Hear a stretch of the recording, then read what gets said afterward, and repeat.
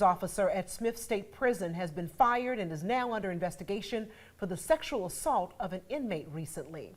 Now we are learning that the Glenville prison has 2 other female correctional officers who are also under investigation for 2 separate incidents. Our Madeline Bierster has been digging into this story since yesterday, and she joins us in the studio. And Madeline, what did you uncover today about these 3 jailers?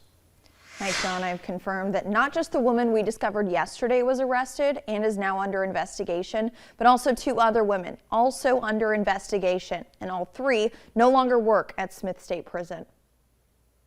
Kristen Pearson, Courtney Tillman, and Martha Martin are all under investigation for their actions while employed at Smith State Prison.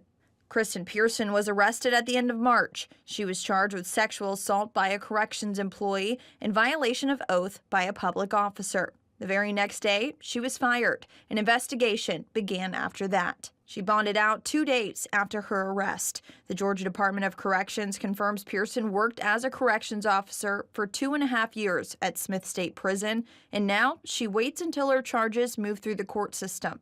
Courtney Monet Tillman was also arrested while she worked at Smith State Prison. She's being charged with sexual assault by a corrections officer along with violation of oath by a public officer.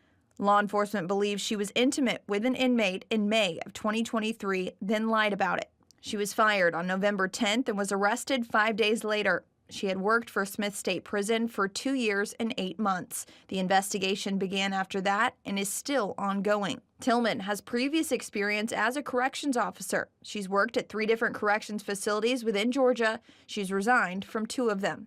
Another former employee, Martha Martin, resigned while under investigation by the Georgia Department of Corrections. She resigned the same day that her coworker, Tillman, was fired. Records show the investigation into Martin began in January while she was also employed at Smith State Prison. It's unclear the circumstances surrounding this case against her. She was never arrested. She's worked at 4 different prisons since 2013. She's resigned from 1 and transferred out of 3 others.